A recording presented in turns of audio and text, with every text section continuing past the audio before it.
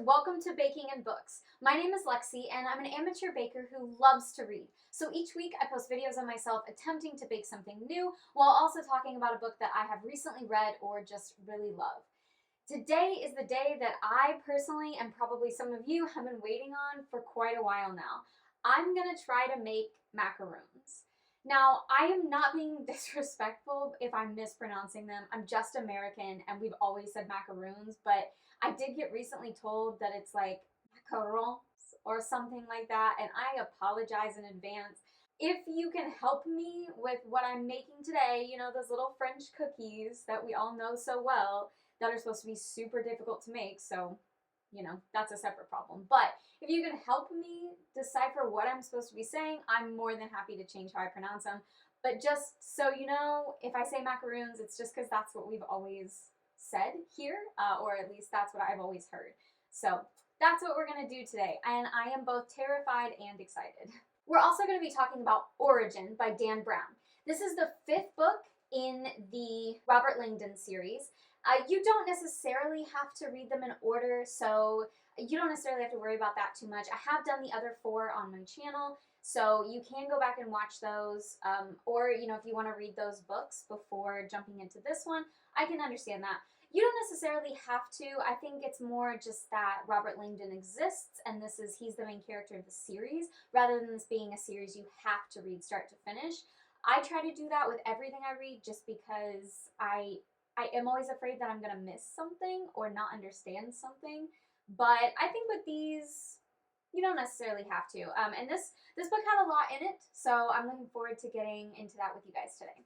All right, well, we have a lot of new things to try and a lot of new things to do today, so let's get started. Okay, so our first trouble is that I don't really have enough parchment paper to cover these, and I have decided not to go to the store for it. I probably should make a note that I'm out of that because I think that I've been out of parchment paper for a while now, but we're just gonna wing it. Honestly, I kind of expect this to turn out messy anyway, so I'll just make a note that I need some, have some in the future, and we're just gonna do our best today. All right, I'm gonna start by separating out my egg whites because I need egg whites and not yolk.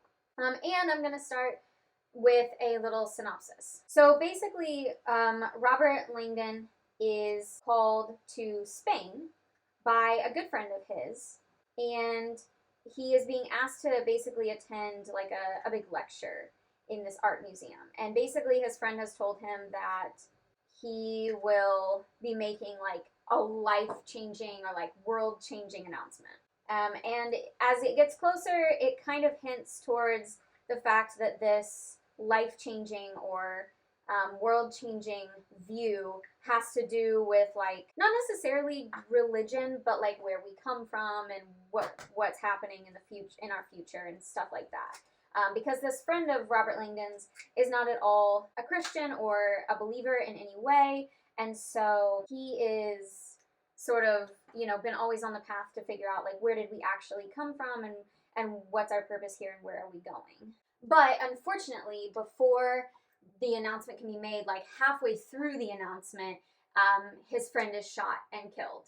So the announcement stops and everybody's trying to figure out like how can they access this information and who killed him and why.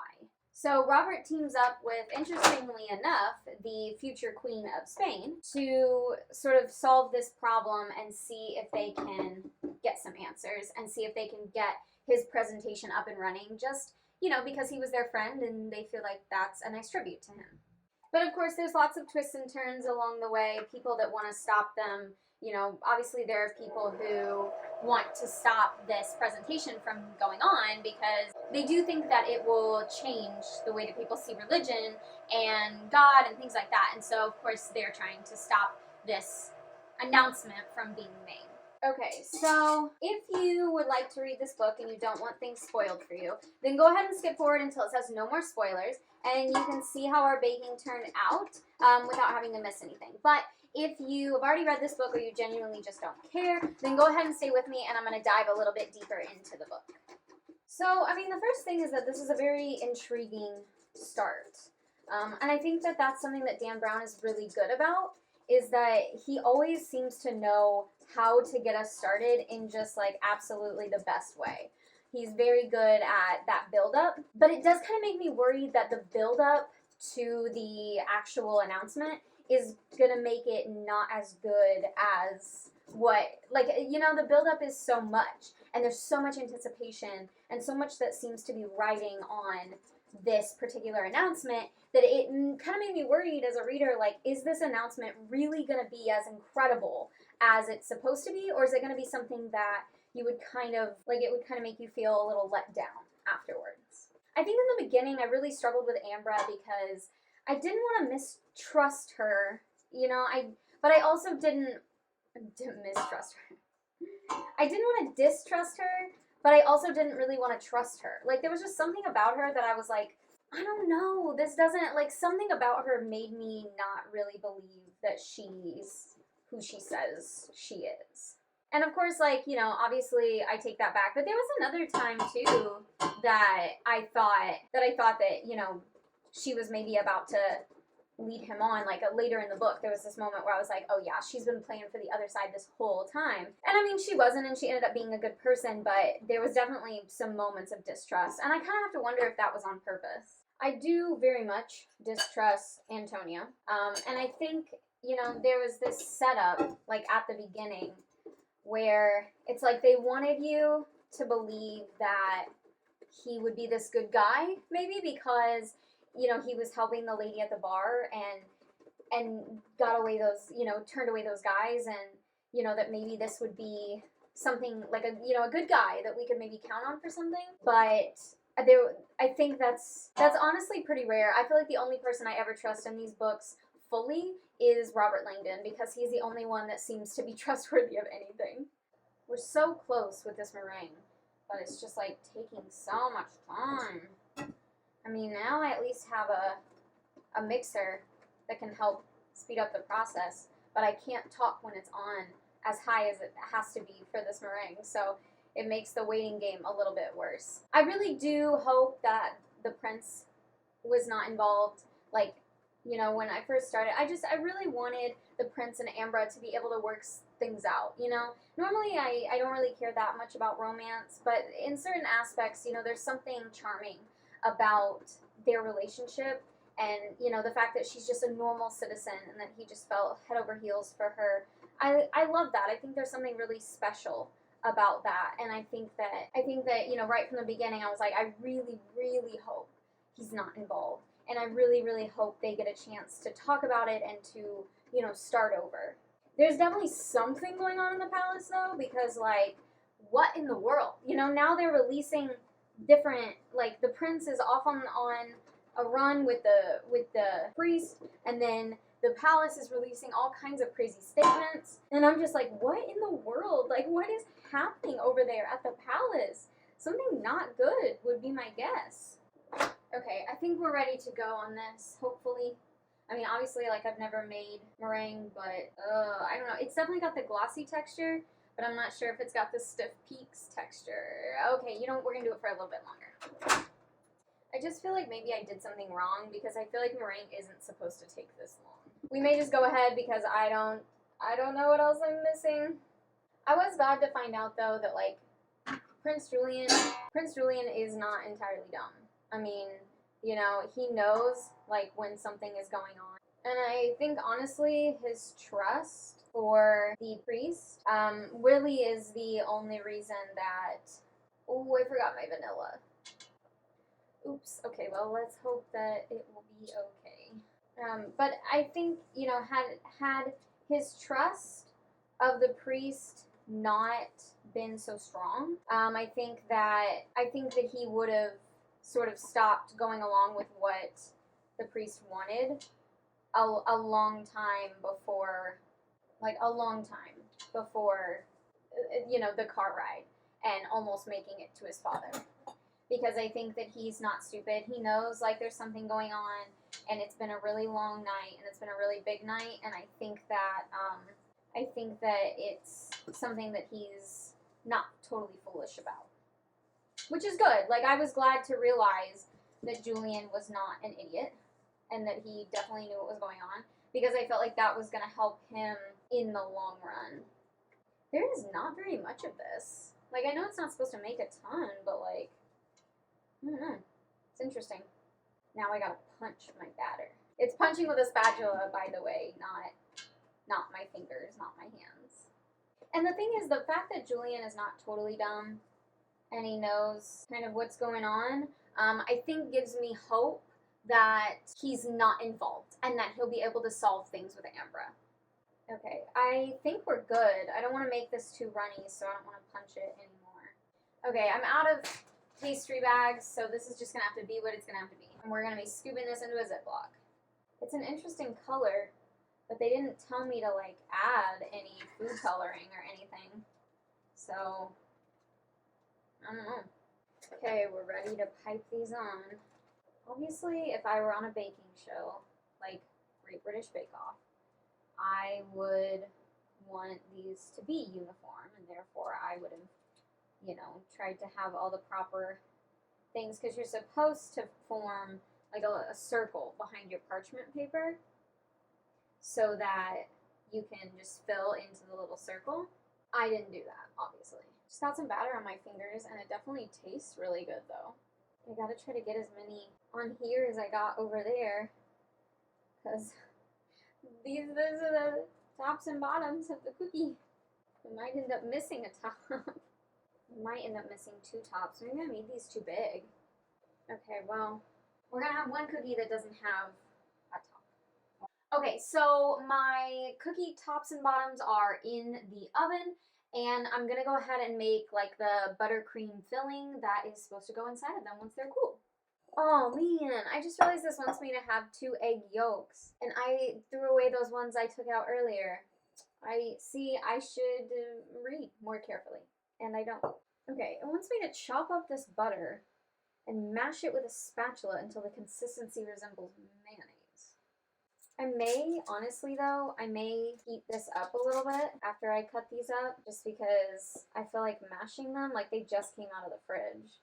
So I feel like mashing them up is going to be a challenge, and I'm not sure that it is a challenge I really want to take when I can make it easier on myself. Okay, I just did a quick like 15 seconds, and so now I am mashing, and I think we're in a much better place than we would be if I had not. I was using these eggs that my boss and her husband gave us, and so you have to wash them first because they are fresh from the chicken farm, and I just completely, one slipped out of my hand, completely dropped it.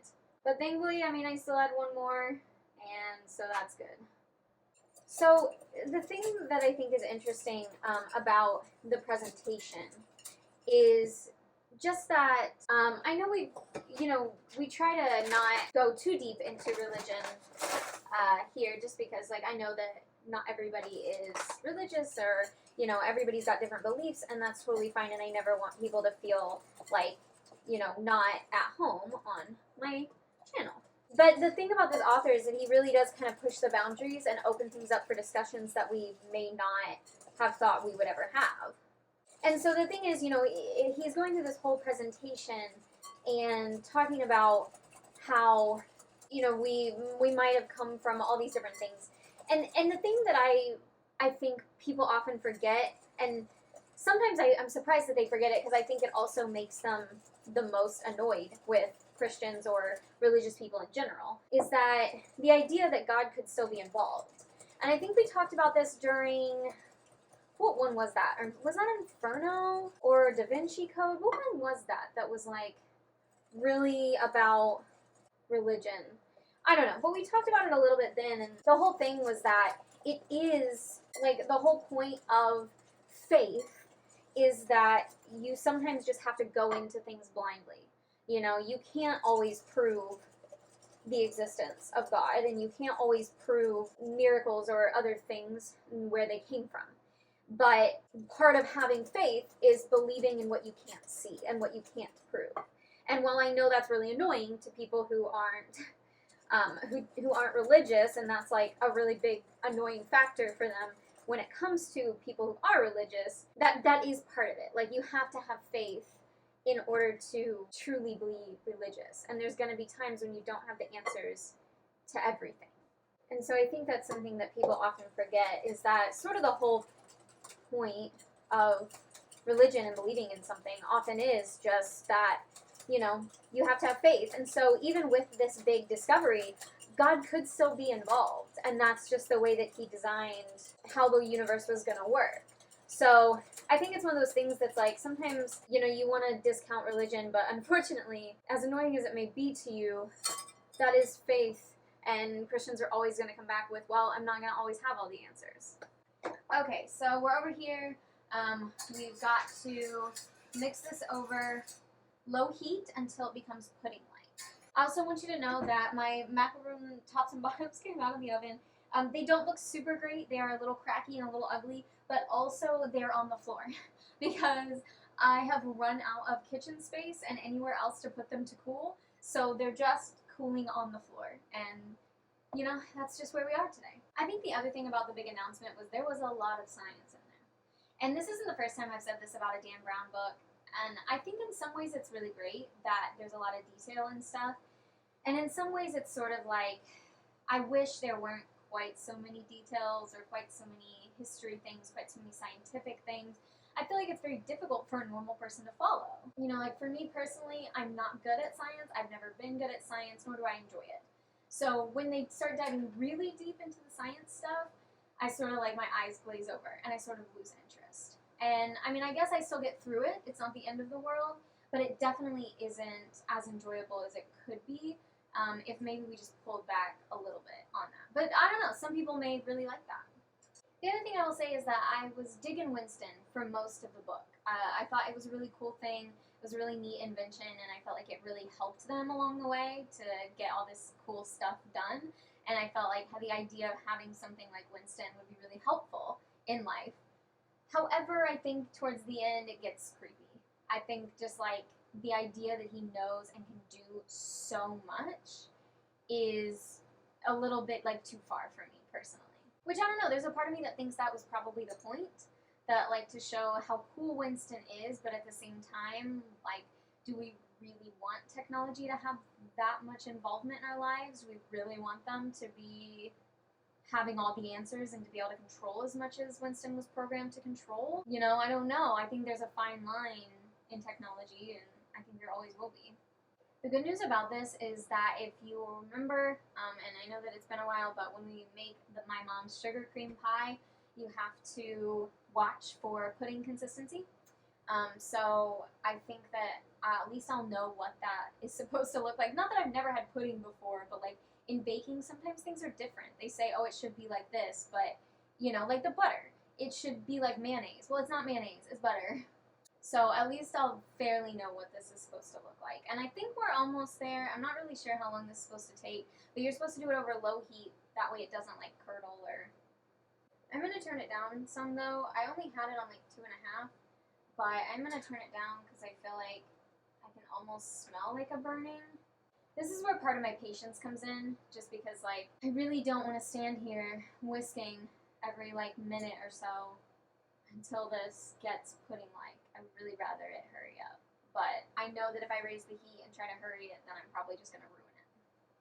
I definitely think I made my macaroons too big. Like, looking down at them upon the floor, I realized that, like, they're definitely too big. They're definitely not the right size. They're not going to be cute and dainty and delicate. But, you know, the thing about this recipe is that I was really dreading it, and I really wanted to try, but I was scared to. And so I think the thing about today is that at least I'll get it done. And if it turns out bad, it turns out bad. But I will be more prepared for what it takes in the future. And I will hopefully be able to maybe make some different flavored ones or something cool like that. And maybe have them turn out better now that I've tried just like basic ones. The thing I will say about the book is that the ending definitely caught me off guard in a couple of different ways. I was really surprised by the king and the priest's confessions at the end. I know they never really came right out and said it, but from what I could tell, you know, it's essentially just that they had always been in love. And because, you know, he was the king and he was a priest, it was pretty much forbidden. And, you know, that was, it sort of explained why the priest had gone to such lengths to protect the king and to protect Julian, just because he genuinely loved him. And I think it was an interesting little twist that I didn't see coming. The other thing, of course, was that Julian and Ambra did get to kind of start over, and really have the opportunity to have a relationship and to basically fall in love again, and go through an actual engagement, and really just start over. And I think that was a really selfless move by the prince, especially being in the limelight. I had already decided that I liked Julian, but especially just being in the limelight so much, I'm sure it's very difficult, to say, like, hey, we're going to hold off, we're going to start over, all of this stuff. And so, like, good for them. I think, of course, the sad thing is that Robert and Ambra and multiple other people lost a friend because of this, and because this group of people had decided that his word did not need to get out and his findings did not need to get out. And thankfully they were able to get it out anyway and sort of honor him and put his work out there. But of course that's, it's a sad ending, and I think we've lost people in every book, but this is really the one that, like, that I can remember that Robert really loses a friend. I know we came really close in Inferno, or possibly the one before that, but this was the one that he actually did. I did turn it back up a little bit. I'm trying really hard to be patient. I promise you that I am. But also, too, like, sometimes I feel like, okay, maybe I'm doing something wrong when it takes forever. Like, it didn't say how long this should take, so maybe it is something that takes a long time, but I almost just feel like it's taking a little too long. And right now it's still really runny. It doesn't really appear to be, like, pudding at all. So, I turned up the temperature a little bit more just to see if I could get things moving along a little bit.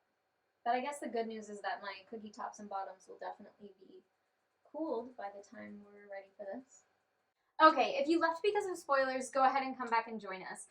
I actually have stopped in the process of making my buttercream that was supposed to go in between my cookies, because I don't remember if you were here for this or not, but I don't have parchment paper for these, and that obviously makes a huge difference. I'll show you. These cookies have cooled completely, and maybe I should have taken them off a little sooner, but you cannot scrape this cookie off without completely ruining it. Even the ones like this one that are shaped a little nicer. Now I will say they're crunchy around the edges, and I can tell that they're soft in the middle. So I think as far as like the consistency and the baking time, I actually might have been on the right track, which is great. I'm really happy about that. But I went ahead and stopped because there's no way that I can even get these off the baking sheets in like a cookie form. I guess I could try these ones. All of my cookies cooled on the floor because I didn't have room for them on my countertops. Nope. So unfortunately, this is going to be a 0 out of 10. Well, you know what? I'm going to say this is actually a 2 out of 10. And the reason being that I actually think the consistency of the cookie that I was making was correct. I think that I definitely should have made these smaller. As you can see, I made some pretty big ones, and it would have been really difficult to, like, they aren't going to be the small cute ones. And actually, that tray over there had 8, and this tray only has 7, so I was going to have one cookie that just wasn't complete anyway. So I would definitely do that differently. I'm not really sure on the buttercream. I think I was on the right track, but I'm not 100% sure. But that can be for next time. But I think it's just, these are not going to be edible because I'm not going to be able to get them off of the baking sheet. So actually, in this case, parchment paper is very important. I've got it on my grocery list, so the next time we go, I can grab some and have it for a while. I know that has been like a huge issue for me with multiple bakes. I think I was kind of hoping that it would be okay and that I would be able to sort of make it work. But I don't think that I did. I don't think any of these cookies are going to be able to be formed into a little sandwich. So we're just going to call it 2 out of 10 though, because I honestly expected these to be worse. Aside from the fact, like, I think if I could get them off of the baking sheet, they would actually be semi-okay. Not that I'm a professional by any sense. The closest thing I've ever had to like real macarons was in London. So I haven't even like, gone to the motherland and had macarons. So like, I'm not an expert by any means, but they seem to be actually okay. I just can't get them off the baking sheet. If you have any recipes that you want me to try, or honestly you just have advice on how I could do better next time, or, I mean, I know it could just be the parchment paper, but, or if you have advice on, like, tinting them, you know, like, these was a very strange color. I think a lot of people use, like, either flavorings or food colorings to get them to be interesting colors. I guess I could try to taste it. No, it's gonna be too much. It's gonna be too much. But if you have other recipes, please send those my way, and hopefully we'll do macarons again in the future and be better this time. I highly recommend this book. If you're a fan of Dan Brown and the Robert Langdon series at all, I would recommend this one. It definitely has its pros and cons. There were moments when I thought, okay, this is a little too much, and moments when I wasn't really sure if the story would live up to the hype of what they were trying to build to. But I do think that it's always nice to touch base with Robert Langdon. Regardless of what you think of the movies, I always see him as Tom Hanks. Always. And it's very, like, suave and very, like, you know, Harvard professor. And so I think that's what I always picture. But it's nice to have Robert Langdon back because he is a good character and he's genuinely a good person. So you enjoy reading about him. If you have any other book recommendations, please don't hesitate to send those my way. I'm always looking for new stuff to read. If you want, you can follow me on Instagram. That's typically where I post what I'm currently reading, so you can kind of follow my journey. I am still a little bit ahead of myself, so that's good. We're doing good on that. But yeah, feel free to follow my Instagram. Feel free to follow all of my social media if you want to. If you had a good time today, please like and subscribe. It is always a little bit of fun and sometimes more of a hot mess than others. But I try. I really try my hardest. And, you know, maybe that makes me more relatable. You know? Thank you guys so much for hanging out with me today. And thank you to those that watch all the time. You guys are the absolute best. I'll see you next week.